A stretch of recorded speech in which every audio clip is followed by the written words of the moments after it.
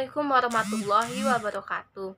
Kami dari kelompok 3 ingin mempresentasikan karya ilmiah yang berjudul Pencemaran dalam Lingkungan yang diajukan sebagai salah satu syarat tugas bahasa Indonesia, yang disusun oleh 1. Kustia Melia, 2. Lena Anissa, 3. Lista Nabila, dan 4. Martin Fikra. Kelas 11 Elektro 3. Bab 1. Pendahuluan. Latar belakang masalah. Lingkungan biasanya diartikan sebagai suatu yang ada di sekeliling kehidupan atau alam.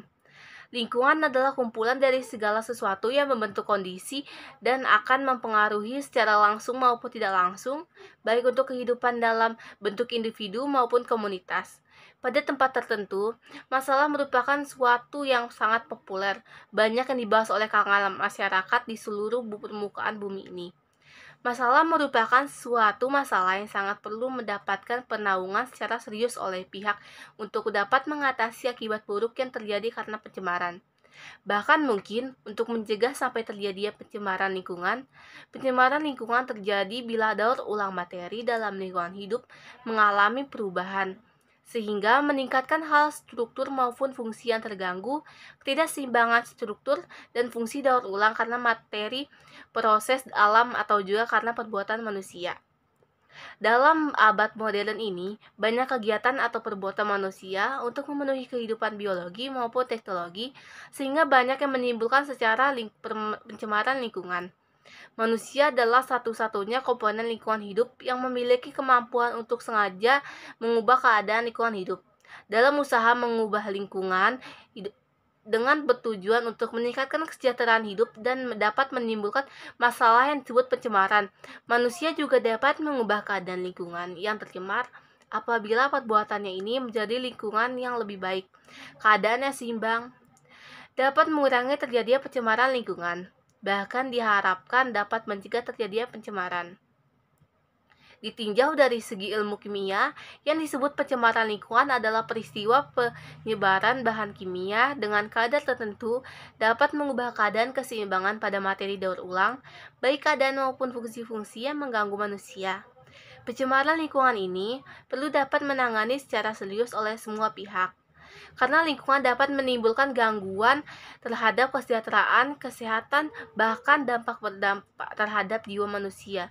Secara mediasik, lingkungan tempat tersebar bahaya kimia ini. Rumusan masalah. Adapun rumusan masalah yang akan kita presentasikan dalam pembahasan di dalam karya tulis ilmiah ini. 1. Apakah yang dimaksud dengan lingkungan? 2. Apa saja macam-macam pencemaran lingkungan? 3. Apa akibat dari pencemaran lingkungan? 4. Bagaimana cara mencegah dan menaungi pencemaran lingkungan? Dan yang kelima ada, mengapa manusia memiliki peran penting dalam menjaga lingkungan hidup? Tujuan 1. Untuk menambah pengetahuan dan wawasan tentang pencemaran lingkungan. 2. Untuk memenuhi nilai dan tugas bahasa Indonesia. Yang ketiga, manfaat. Adapun manfaat penulisan dari karya ilmiah ini adalah 1. Penulis dan pembaca dapat mengetahui tentang pencemaran Indonesia. Melatih penulis dalam menggunakan ejaan bahasa Indonesia yang baik dan benar. 3. Menambah kreativitas menulis dalam penyusun karya ilmiah ini.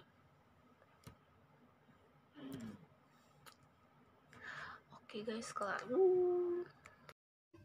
Merkuri, timbal, selain itu juga pewarna sintetis dan zat kimia yang lain selain dengan jenis produksinya. Melalui rantai makanan zat-zat di atas terakumulasi pada tubuh hewan manusia yang menyebabkan kematian. Limbah pertanian menggunakan pupuk yang berlebihan akan mengakibatkan terjadinya penimbunan NO di udara sehingga terjadi eutrofikasi. Akibatnya gulma di udara seperti eceng gondok, galda, dan sebagainya tumbuh lebat menutupi permukaan udara, dan sinar matahari tidak dapat menembus masuk udara. Limbah rumah tangga. Beberapa contoh limbah rumah tangga seperti deterjen, kaca, plastik, dan sebagainya yang menumpuk di perairan sama limbah industri dan menyebabkan kematian organisme dan oksigen yang dapat menyebabkan perairan menjadi miskin oksigen. Limbah minyak. Limbah minyak bumi yang tumpah ke laut akibat kecelakaan kapal, tanker, atau kebocoran minyak lepas pantai, menyebabkan tercemarnya udara laut karena permukaan laut. Bab 2. Landasan teori pengertian pencemaran lingkungan. Menurut Undang-Undang Pokok Pengelolaan Lingkungan Hidup Nomor 4 Tahun 1982, populasi atau pencemaran lingkungan adalah masuknya atau dimasukkannya makhluk hidup, zat energi, dan komponen lain ke dalam lingkungan hidup, atau berubahnya tatanan lingkungan oleh kegiatan manusia atau oleh proses alam, sehingga kualitas lingkungan turun hingga tingkat tertentu, yang menyebabkan lingkungan menjadi kurang atau tidak dapat berfungsi lagi sesuai dengan peruntukannya. Lingkungan hidup adalah segala benda atau kondisi keadaan serta pengaruh yang terdapat dalam ruangan yang kita tempati dan mempengaruhi hal yang hidup termasuk manusia. Menurut Otto Suemartowo, lingkungan hidup adalah semua benda dan kondisi yang berada di dalamnya, dalam ruangan yang kita hadapi dan kita tempati yang mempengaruhi kehidupan kita. Macam-macam pencemaran lingkungan berdasarkan sifat zat pencemaran.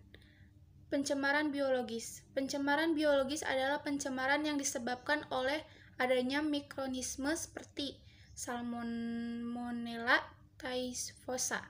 Pencemaran fisik.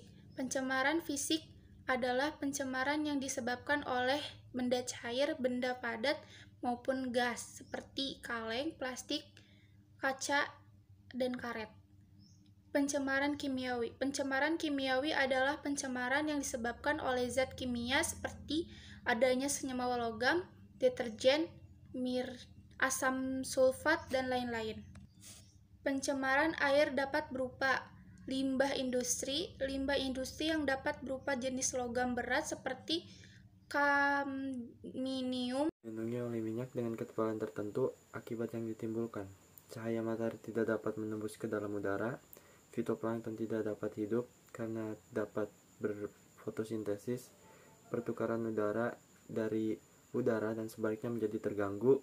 Pencemaran tanah disebabkan oleh adanya: pertama, limbah rumah tangga seperti kaleng, kantong plastik, baterai bekas, karet, kaca, deterjen, dan sebagainya. Yang kedua, limbah industri seperti asam sulfat. Yang ketiga, hujan asam berupa sulfur oksida SOX dan nitrogen oksida NOx. Berdasarkan polusi tanah dibedakan menjadi dua macam, yaitu A. Dapat terurai secara hayati, yaitu polutan yang dapat diuraikan oleh proses alam, misalnya kayu, kertas, sisa makanan, dan makanan. B. Non-biodegradable, yaitu polutan yang aktif dapat diuraikan oleh proses alam, misalnya plastik, gelas, pestisida, radioaktif, logam, toksit. Akibat yang ditimbulkan oleh pencemaran tanah antara lain: pertama, terganggunya kehidupan organisme, terutama mikroorganisme dalam tanah. Yang kedua, berubahnya sifat kimia dan fisik tanah. Yang ketiga, berubah dan mempengaruhi keseimbangan eksologis. Pencemaran udara. Pencemaran udara adalah pengotoran udara akibat masuknya bahan asing, zat pencemaran ke dalam udara secara berlebihan. Zat pencemaran udara berupa asap, debu, dan gas buangan bahan bakar fosil. Bahkan, bahan bakar fosil dapat berasal dari minyak, tanah, dan batu bara. Mesin pabrik, suara kereta api, bus, motor, pesawat terbang, dan suara gaduh lainnya. Kekuatan sumber suara: percakapan normal 40 desibel, keributan 80 desibel, kereta api 95 desibel, mesin motor 5 PK 105 desibel, pesawat jet lepas landas 150 desibel. 2.4 Akibat pencemaran lingkungan: 1. Pemikatan hayati. 2. Keracunan dari penyakit. Keracunan dan penyakit. 3. Jenis punahnya. 4. Peledakan hama. 5. Terganggunya keseimbangan lingkungan. 6. Kesuburan tanah berkurang. 7. Terjadinya hujan asam. Hujan asam dapat disebabkan oleh adanya senyawa nitrogen oksigen atau NOx dan sulfur oksida SOx. Kedua senyawa tersebut mudah larut dalam air membentuk senyawa asam. Bila senyawa asam terbentuk di atmosfer, maka penyebab pH air hujan terlalu tinggi. Akibat hujan asam, sampah plastik, kaleng, dan karet dapat didaur ulang menjadi peralatan yang berguna. C. Sampah organik yang diolah menjadi pupuk kompos. D. Dibuang di tempat yang lebih rendah dan ditimbun dengan tanah. 3. Limbah pertanian. A. Tidak menggunakan pupuk produksi secara berlebihan. B. Pengawasan terhadap penggunaan jenis-jenis pestisida. C. Membuat pupuk kompos dengan bahan sisa panen. A. Tidak menggunakan pupuk produksi secara berlebihan. B. Pengawasan terhadap penggunaan jenis-jenis pestisida. C. Membuat pupuk kompos dengan bahan sisa panen. 4. Pencemaran udara. A. Mengurangi bahan bakar minyak dan batu bara. B. Menggunakan penyaring pada teropong secepatnya. C. Menggunakan bahan bakar alternatif. D. Pencadangan dan pembakaran hutan. E. Pembangunan taman kota dengan tanaman anti polutan. F. Pengendalian pembangunan rumah kaca. G. Mengadakan uji emisi secepatnya kendaraan bermotor. 5. Pencemaran udara. A. Memelihara daerah aliran sungai (DAAS). B. Netralisasi zat kimia. 6. Adanya tindakan tegas pencemaran lingkungan. 7. Peningkatan kesadaran terhadap masyarakat akan arti penting lingkungan hidup. 2.6. Peran manusia dalam menjaga lingkungan hidup. Manusia merupakan bagian dari komponen lingkungan hidup yang saling mempengaruhi. Pengaruh manusia terhadap lingkungannya sangat besar. Hal ini dapat diketahui dari eksploitasi manusia terhadap alam melalui ilmu pengetahuan dan teknologi. Dengan pengetahuan dan teknologi, manusia mampu mempertahankan diri dan menyesuaikan diri dengan lingkungannya. Eksploitasi terhadap lingkungan hidup harus berdasarkan aspek pelestarian lingkungan, sehingga dapat digunakan untuk generasi yang akan datang sesuai dengan prinsip pembangunan yang berwawasan lingkungan dan berkelanjutan.